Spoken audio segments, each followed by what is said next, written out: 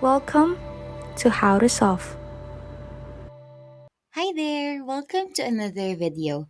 Today's video will be about how to turn off Wi-Fi for WhatsApp on iPhone. Let's go. The first thing that you'll need to do is go into settings.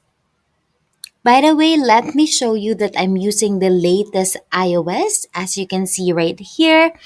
The next thing that you have to do is you're just going to scroll all the way down until you see WhatsApp, and you're going to tap on WhatsApp. Then you will see the following options. You have to look for disable background app refresh.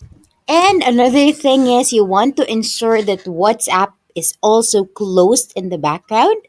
By disabling background app refresh, WhatsApp actually won't receive any messages or it won't ring unless you go inside of the app.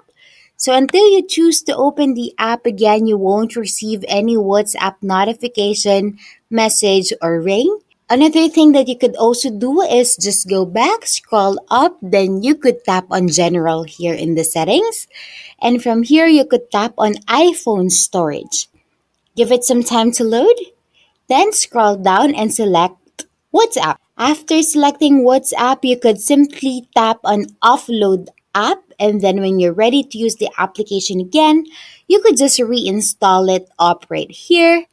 And yeah, that's actually it. That is how you turn off Wi-Fi for WhatsApp on iPhone.